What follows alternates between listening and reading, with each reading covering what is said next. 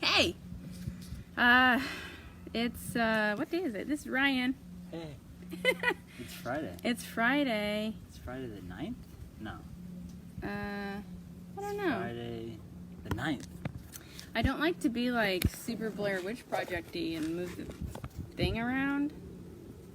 So I don't know how we're gonna do this. But, I promise. We'll figure it out. We will figure it out. This is the only problem with using the iPad instead of the computer. There we go. We're just gonna have to get low. Oh, cool. Maybe. How low can you Oh, go? I know what we'll do. All the way to the foot. This is when a brain helps. There we go. Oh my gosh, so much better. So much better. Can we flip it? Oh, like turn it that way? Like sideways. So No, because then it will be backwards on the. Then it will be wrong format on the computers, I think.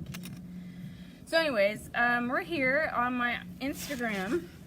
Yesterday I said that I was going to go live. I happened to be live working out with Ryan today, so I asked him to join me. So I'll let Ryan do a little introduction for himself. But basically I've been working with him for, I don't know, like 3 months, 4 months? A couple months now. Yeah. Training, making my body feel better, and I feel great, better than ever, and learning his approach to making bodies happy and stronger, and have been really enjoying learning and changing and collaborating and sharing ideas. So, Ryan, do a little intro. I think what's good about what she said is that as much as she's learning, I'm learning as well, because what we both do is so complementary.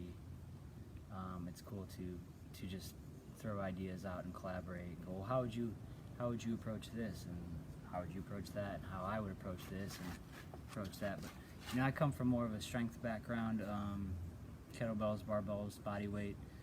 Got into the neuro stuff, and I just kind of use those to overlay those principles together, and been doing that for about 10 years now or so. So it's been a lot of fun to do, and we're in sunny San Diego, and doing those two things in really great weather does not hurt.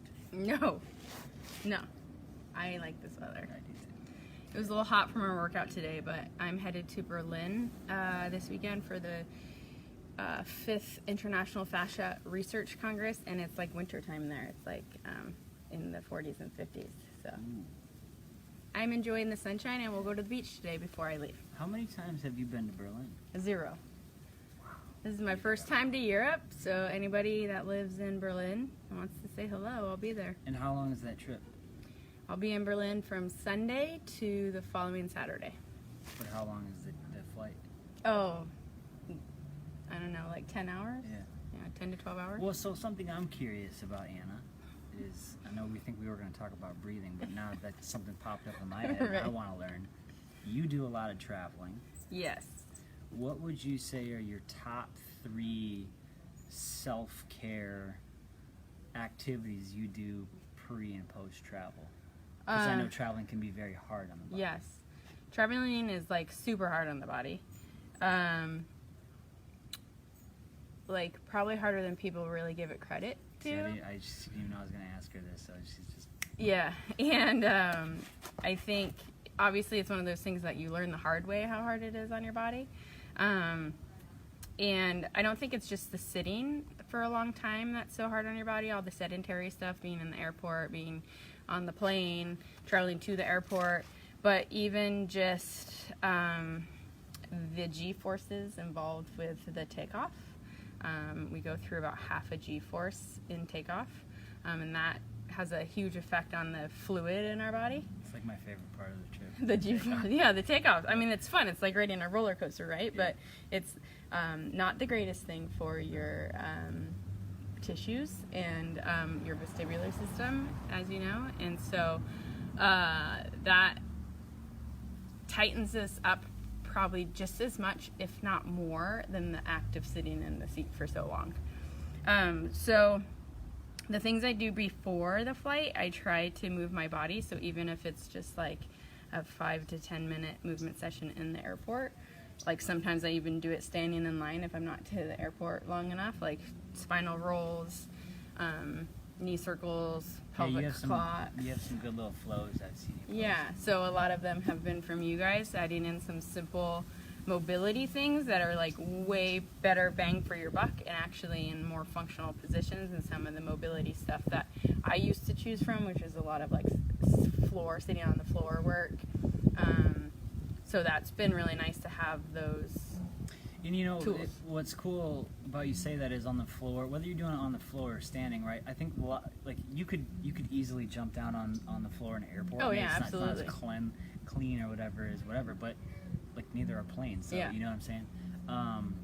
But I think one of the big reasons why people don't move enough or move during the airports is because people get too concerned with Whatever everybody else what is they're thinking. they're perceived to be doing. It's Yeah. like, does that look weird? And I've tested this so many Nobody's times. watching. I've actually done so much movement and I actually see what people are doing, and everybody Yeah, it's on their phone. They're like, they might It's catch just- it and look up and like look confused, and then just look right back Yeah. down at their phone. They don't even care. They don't care. they're too They really concerned care. with watching us do live. Yeah, they really are. Facebook Live. They really are. But And but it's here's sad. here's the other thing too, though, is if you do catch the one person that actually watches, you actually see the like click happen, and they That they go should do they go, something. oh, I should. Yeah. And I they might should not move. do it there, but I can guarantee you maybe the next airport they're in or the next time they're Flying or sitting around, they might get up and actually like stretch their hip Yeah. out. For sure. So, I mean, and So that's movement. how people work. But movement, making sure I'm bringing snacks and water on the plane. Yeah, food. Because That airport food. the airport food is just unpredictable. And then also, when I'm on the plane, always compression socks, and compression socks before takeoff, because the G-forces is really what causes the fluid to go down into your feet and ankles. That really, I think the compression socks help a lot with just the overall feeling of jet lag. Like when you're not, when your fluid is not returning to your heart very well, it really makes you tired. Yeah. And so I think that makes a huge difference. When I'm traveling overseas, I usually also bring essential oils for grounding. So doTERRA makes a blend called Balance that I use, and I use that. And then ideally, better than essential oils for grounding is just going outside and grounding. So barefoot on the earth, it can be grass, dirt, rocks, concrete, whatever. But with a little bit of water works great to help the electrons from the earth get transferred into your body, and really helps with your circadian rhythm, your healing, maintaining homeostasis. It's how we counteract all the free radicals in our body. So grounding is super powerful. See, my mind is, like, kind of mind is blown right now because Yeah. as I start to relate that to the times when I travel and it feels like it's just so taxing. Yeah. And then you say about the compression socks, and I've heard wearing compression socks is good, but then as you start to explain it and the reason why, Yeah. maybe that's a big reason why I feel so tired from traveling. Yeah. So taxed, like it's almost like I did a workout. Yeah. Yeah, because and just like in a workout, sometimes you get that accumulation of kind of extra fluid. And pooling, and a lot of the compression socks, the industry of compression socks really came, from the recovery realm of sports, to make things feel better in people's legs, especially runners. And so, that's a big part. But those are like my biggest hacks. The other thing I read on some article one day is when you're on the plane, having your air blowing on you the whole time. The air is recirculated and filtered, and so it's actually the cleanest thing on the airplane is that air that's coming out of the vents. And so cold though. it does get cold, so you want to bring a jacket or a blanket or whatever, but it is sort of like creates a clean filter air bubble around you. And so if you're a germaphobe, or if it's getting towards the holidays like it is now and a lot of people are sick, I really pump up the air because I'm like, I don't want to get sick. Also, making sure that I'm closed my mouth and breathing through my nose the whole time, as much as I can on the flight. Obviously, if you're talking to somebody or eating, you're gotta open your mouth. But for the rest of the time when I'm just resting, I try to really be conscious of my mouth being closed and breathing through my nose, because you have the hairs in your nose that are natural filters for Yeah. the germs, and so that's another way to stay healthy on the airplane. But I think the keys are the movement, the compression socks, the grounding when you get there, and that staying hydrated. So in general, from a water standpoint, most airlines, if there's not turbulence, the flight attendants are supposed to get up every hour of a flight and offer you water. But if they don't, I like to put an alarm on my phone every hour of a long flight to make sure I'm drinking at least 6 to 8 ounces of water. So Yeah. I like that too, is even if they're not getting up, make a point to get up and just move. yeah, 'cause go ask them Go for ask water. them for water, because one, you can, once you're out in the aisle, you can stretch and do some squats or just move your body just in general, and then get a little bit of water that way too. But I like those tips. Those are really good tips. And we Yeah. talk all the time, from our standpoint is, Oh, add in the vestibular stuff too. Will you talk about that? Sure. We look through the lens. If you just think about it, right, the whole point of this is that you just want to feel good. Yes. Like, that is it. 100%. Like, you want to feel good for the business meetings you might have to go to, the presentations that you're doing. Just enjoying your vacation. It's expensive. Yeah, exactly. You Enjoying don't want to sleep vacation. or have to feel like you have to rest in the Yeah, hotel. being hungover. Yeah. Like, so the whole point is just to feel really good. And, we look at it through the lens of how much accumulative stress is your body taking on a regular basis. And that stress can come from, well, I call it threat, right? So Right. stress could come from lack of movement. It can come from nutrition, come from actual stress, anxiety, things that are happening on your body, your vestibular system, like flying. And we don't realize all the time, when you fly, is you're going through space, you're going through the air at like 500-600 miles an hour. Well, It's really similar to how fast I run. exactly. Yeah. Yeah. So you're in this cabin, and your vestibular system, your inner ear, is going 500 miles an hour through space, yet your eyes don't see any change. So there's this sensory mismatch that happens, and it's similar. It can be similar to motion sickness or seasickness or car sickness, whatever. Your eyes see one thing, and your inner ear is telling a different story. So you have confusion there. So oftentimes when people fly, if they experience some sort of nausea, when you're flying on a boat, whatever, it's what we call sensory mismatch, and we want to be able to train your eyes and ears to not get threatened, so to speak, when you fly. But flying can be really hard, so things that you can do before and after you fly is reset your vestibular system, and that's just maybe before you fly, you're kind of working your head up and down, side to side, angles. Same thing when you get off the plane, so that you can kind of recalibrate Right. your inner ear. And I've had this happen many times when I step off the plane and you're kind of Still woozy moving, and yeah. dizzy and stuff. That's what that is you need to reset that system so you don't feel so heightened, like stress and Yeah. fight or flight kind of going on. You can recalibrate and feel really good. Another really great strategy, and I'll do this on the plane, is breathing. Yeah. Targeted breathing to calm yourself down. That can be a really simple way for you to address some of that anxiety or stress that you might feel mid-flight. And it could be just simple as that, just 360-degree belly breathing in through the nose, out through the mouth, using the technique that you have this fresh air coming in. Well, make it even better, in through the nose, long exhale out from your mouth, expanding belly and avoiding that high chest breathing. Yeah. Is a really simple way to reduce stress and just feel better. Yeah, absolutely. I always look forward to, that reminded me from the breathing, I look forward to on the flight sometimes too, having a space that I do my breath work and some meditation, and I journal a lot when I'm on the plane. It's just like a great opportunity to not have to be anywhere and just sit down and be with yourself, even though you're in a tube with 100 and 50 other people, nobody ever wants to talk to people. So it's like you're kind of in a tube by yourself. And so it's a good time to work on a lot of things to make the time pass and feel like effective and productive, as opposed to just like watching a movie. Not that I don't watch movies, I do sometimes too. It's nice to just pass the time, but I always try to make my flights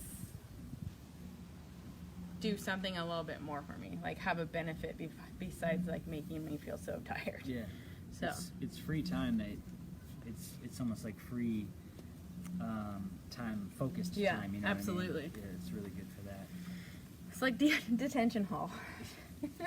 You could make the best of it, or you could or you could take a nap. So I prefer to make the best of my time.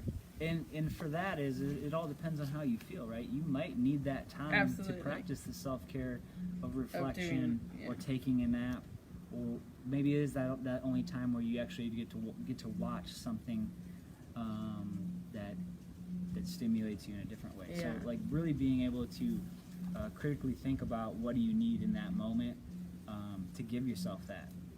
Yeah, those small absolutely. little wins, whether it's sleeping, whether it's breathing, whether it's maybe it's watching a movie, whatever. But yeah, I love it. Yeah, I get. That's funny. I'm glad you asked that, because I get asked that a ton about travel, since I travel so much, and on my Instagram I do have the stories of the highlights of the stories. I have a story on travel tips too. So. And I need to add in the vestibular stuff too, because since working with you guys, that is one of the things that I do that I think is really helpful. And you don't have to remember this. You don't have. I think the misconception is that there's all these tips and stuff, and you don't have to do everything. And especially if you're new to this, don't try to do everything. Yeah. It's the same thing with fitness, and Yeah. like, we try to do everything at one time. And the fact of the matter is that these are all skills Yeah, that absolutely. need to be practiced. And if you never practice them, you can't just expect to get out one day and do everything all at once. And you shouldn't.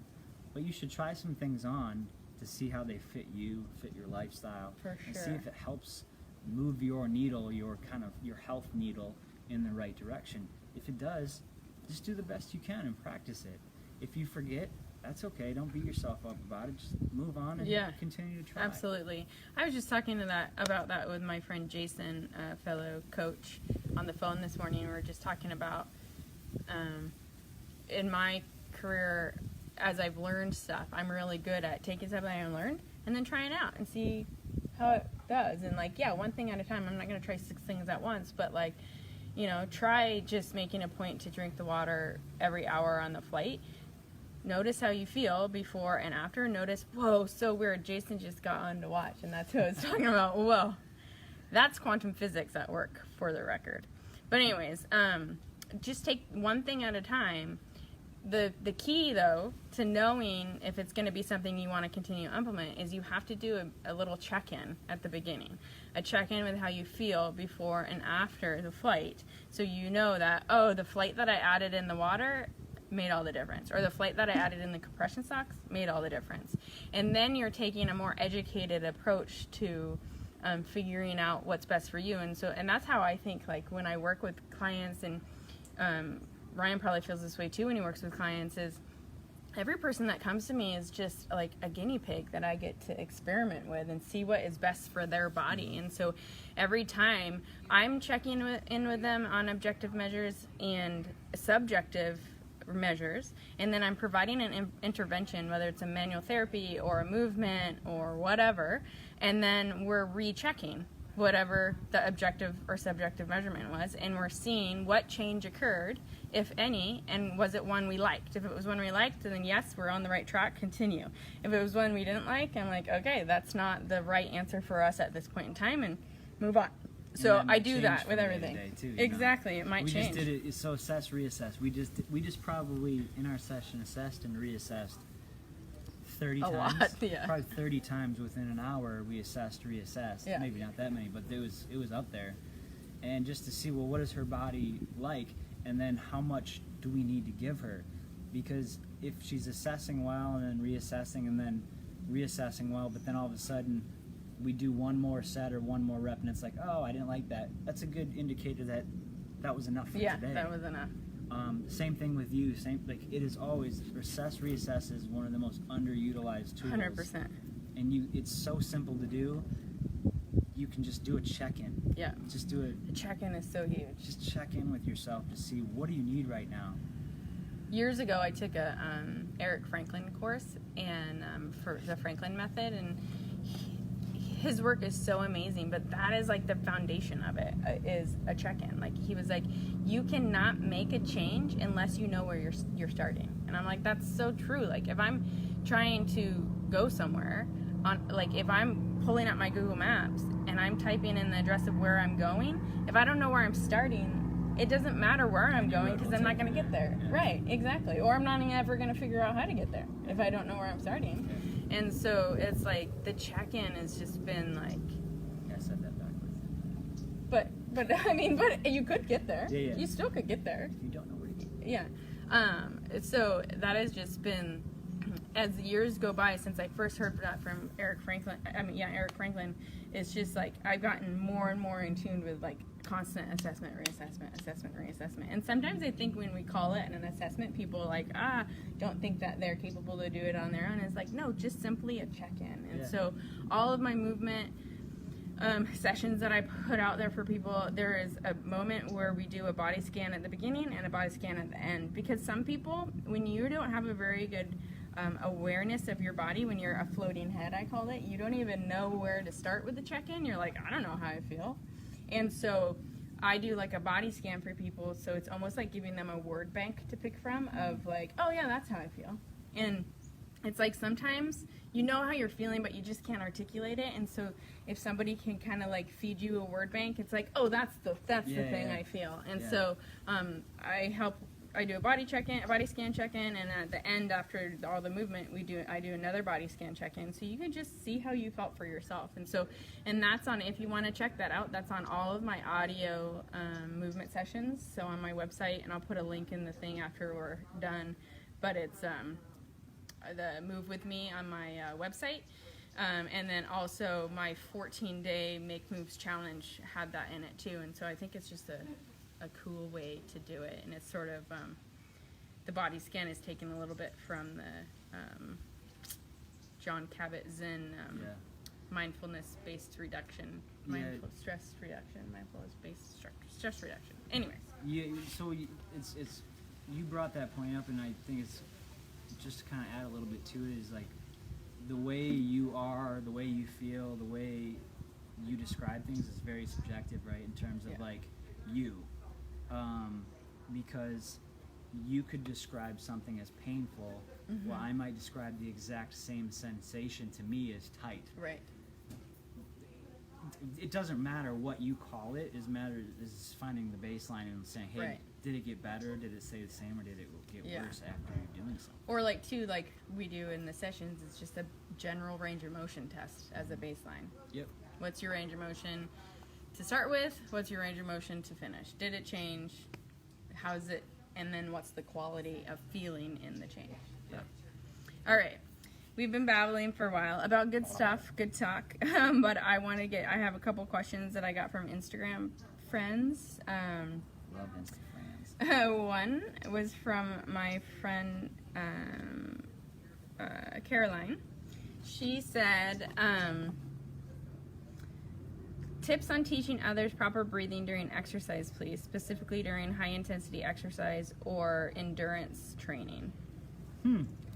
I have a whole, this is interesting, because I have a whole way of approaching breathing, and then Ryan focuses on breathing quite a bit, and what's cool is we have things that overlap, and then we also have stuff, bye-bye, we also, I also, as I started training Ryan, he had me breathe in a little bit different way. It's not different way, but in a way I hadn't done in quite a while, and it made a huge difference. It was like the missing piece of what I did, kind of applying it either one step further with strength training, which was really cool to kind of revisit it. I just did a check-in, and I need to move my body. Okay, yes. Which means it's probably about 20 minutes since we've been talking. So I'm gonna do a little squat while you're talking. Oh, it's been more than, it's about 20 minutes. So anyways, Breathing. I'm always a big key of three-dimensional breathing is ideal, but as intensity increases, that's going to change, because as intensity increases, your body wants to pick a shallower breath to move from, because as intensity increases, your diaphragm becomes more of a stabilizer of your body and less of a primary respiratory muscle. With that said, that means that from a training standpoint, to prepare for high intensity training, you need to make sure you have all the mobility of your rib cage and your thoracic spine available, so that your accessory breathing can be used when it needs to be, but then at the beginning you can maximize how long you use the full three-dimensional breath for, how long you can use your diaphragm before you have to switch into that phase of breathing. So a lot of the exercises I have on my Vimeo channels of using breath to facilitate movement is a way to mobilize the thoracic spine, mobilize the ribs, by letting your breath be the fulcrum that creates the movement. Like like it'd be like your breath becomes the joint mobilization that maybe a therapist would do. And then it's just using the breath and applying it in movement. So there's a bunch of ways you can do it. An inhale breath can create stability because of the increase of the intra-abdominal pressure with the diaphragm drops. So the inhale breath can create that pressure while you're doing a three-dimensional movement, or you can hold your breath to maintain it or increase the pressure even more to provide stability. Also, a forced exhalation is going to improve your stability too, because it helps to engage your oblique muscles, which your obliques bring the thorax and the pelvis together and creates that stability as well. So oftentimes I'll have people inhale through their nose and then do a forced ha breath that sounds like this. Yeah, it can be fast or long and really brings everything together. This is completely different than asking somebody to drop their ribs down. I hate that cue, because dropping your ribs down does not mean that you've created oblique activation. The forced exhalation does that. But then too, I want your body to choose however it needs to breathe and stabilize, because eventually your movement and life is very dynamic and chaotic, and you can't time everything up to a breath. And so that's really what I'm getting for, is trying to give people as many variability in movement in their thoracic spine and variability in breath techniques or ways that your body can take in and exhale air, so that when your body needs to choose, it has a lot to choose from. If that makes sense. Yeah. Do you have anything to add to that? Just kind of an example of that would be, like, let's say I'm in the bottom of, let's say I'm in the bottom of my squat here, right? And so I'm kind of holding tension a little bit, but as what Anna's saying is, you can use your breath to facilitate more movement. So if I wanted to facilitate more movement down, I might release some of that tension and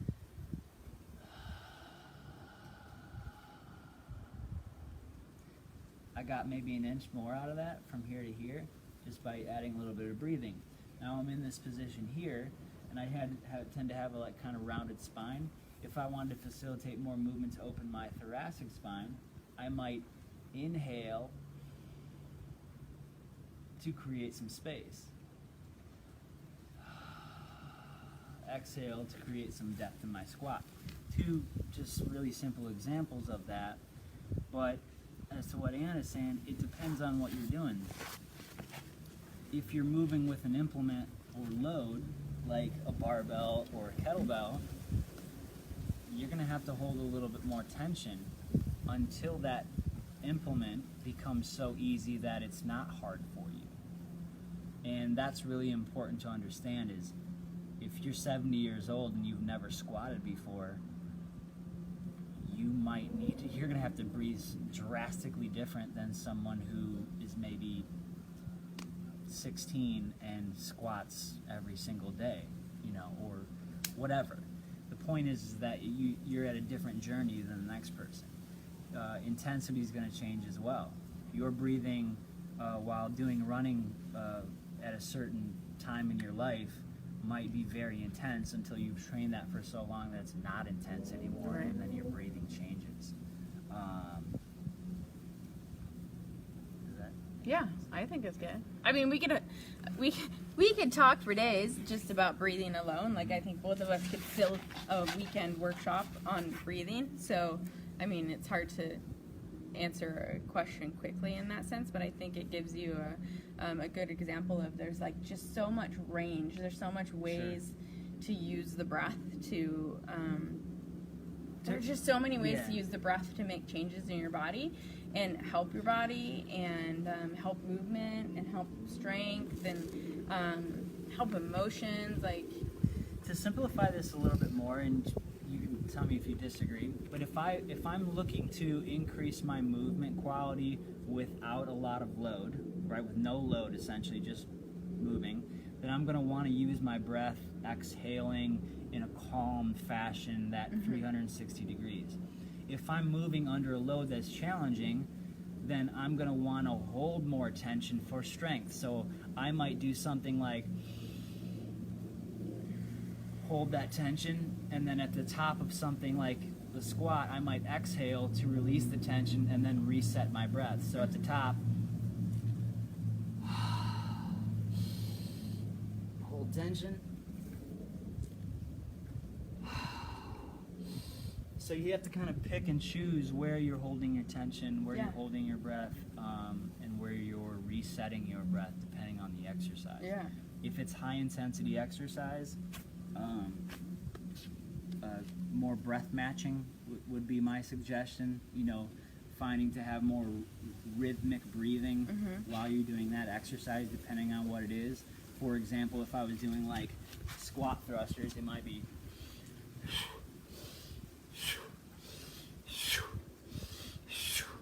to match my breathing with the exercise a little bit better. Yeah.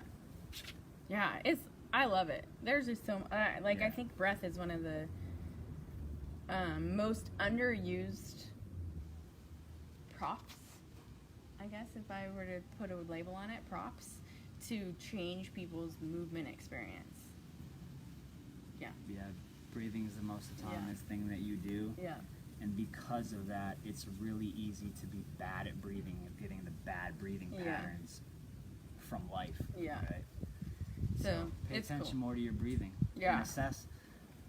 Check in. Yeah, I was saying, then Check in too, before since and it after. becomes a prop in Test that some sense, things. you test. You do a body check-in, a body scan, range of motion check, do breathing one way in the exercise, and reassess. And then do another check-in, do breathing a different pattern, and then reassess. And that's how we found that I was finally able to do squats and not make my back and knee hurt, is the breathing strategy I was trying that works for me in a bunch of other movements was not working in a squat. And when I changed with Ryan's suggestion, it was like it made all the difference, and all of a sudden I could squat again. And so And that was really cool. and that was the way it was framed too. It wasn't like you need to breathe this way. Right. It was, hey, have you ever tried doing this? Yeah.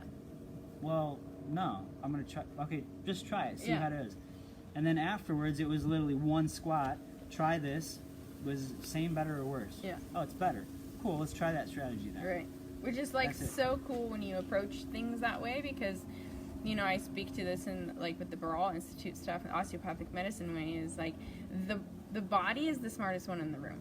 Not me, not you, not any of the didactic knowledge that we have in our head from all the years of learning, but it's truly the wisdom that's in your body. And the assess, recess, the check-in, the body scans, being open and curious to what's going to change in your body is the best way to tap into that wisdom. Yep. Yeah, so, all right. 100% agree.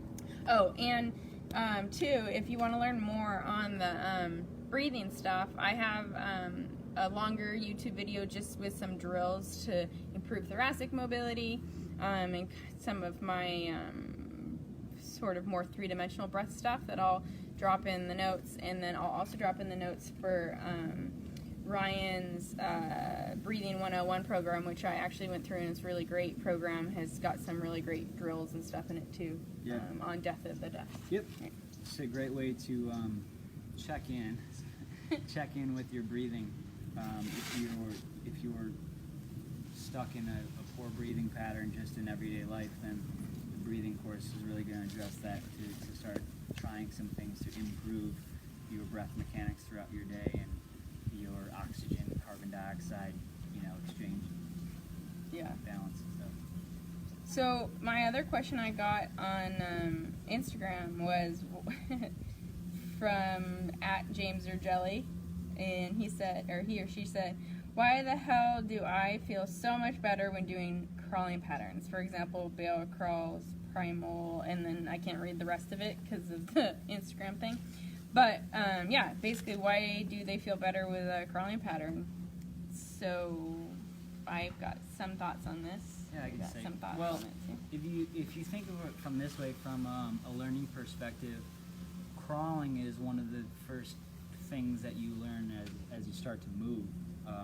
First, and she can talk about this, Anna can talk about this in depth, but the importance of head position and movement, and how a baby starts moving its head to figure out how to use its core, their core appendages and everything. But crawling is a very basic primal movement. So when you tap into crawling as an adult, generally most adults don't crawl. And then when you take it back a few steps, you can just really rejuvenate your movement patterns. The patterning and the strength stuff for walking, moving, running, like going down to that level of crawling on the floor.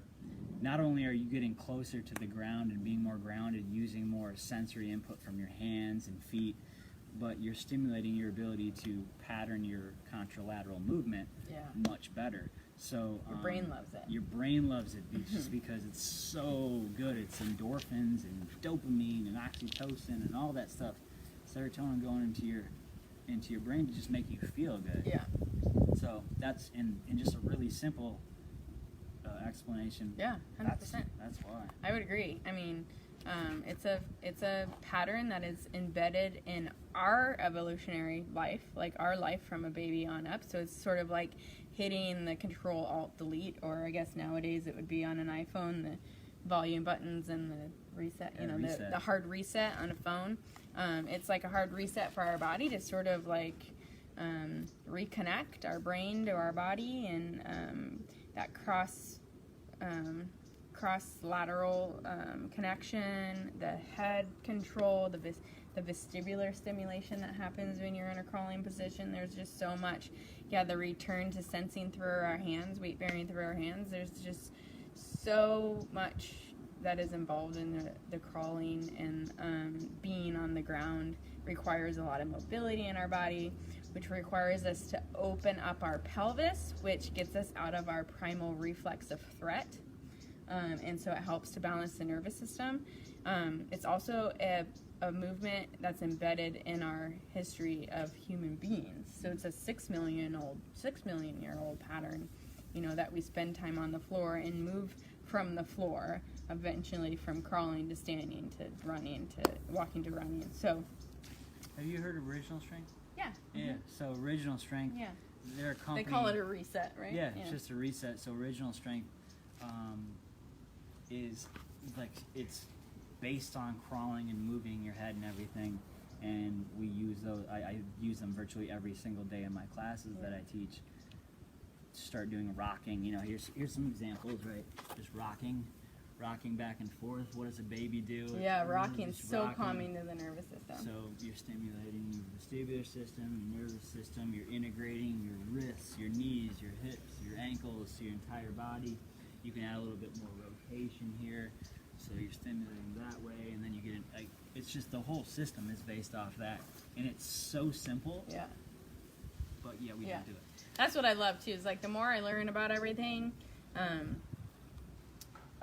like embryology and fascia and the nervous system and developmental models. It's like the more I learn, the easier it all gets, and that's like so awesome. Yeah.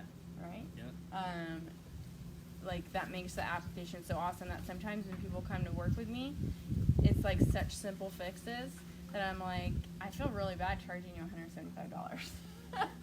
But at the same time, you're paying for all that education that led to the simpleness. So, but it's kind of funny that at the end of the day, it's just returned to such simple stuff. Do you ever hear that thing? There's like this guy had a leaky board. He had a leaky board on his floor, and he called the guy to come in, and he tapped around, whatever, and then took one nail and boom, Yeah. sent it. It was like 30 seconds or whatever. Yeah. The guy sends him a bill for $500. He's like, $500? You just hit a nail in it. Yeah. He's like, yeah, well, it was $5 for the nail and $450 to know where to look. Yeah, to know where to look. Yeah. Exactly. That is how it works. So, anyways, I don't see any like questions from the people watching. So if you got any, speak now or forever hold your peace. I'll drop those links for the replay and check them out. If you have any questions for me or Ryan, Ryan's handle on Instagram is @Ryan Steenrod, right? Yes, ma'am. Also @Death at the Desk. You can find him on Facebook. You know how to get me here, and @MovementREV on Instagram. Always love hearing from you and talking shop and collaborating and answering your questions. So please don't be shy at reaching out. Social media is in fact a platform to be social. It's actually not supposed to be for sales. It's to be social. So don't be a stranger, but don't be creepy. This was fun. It was fun. We should do this more often. Yeah, okay. Bye, everybody. Happy Friday.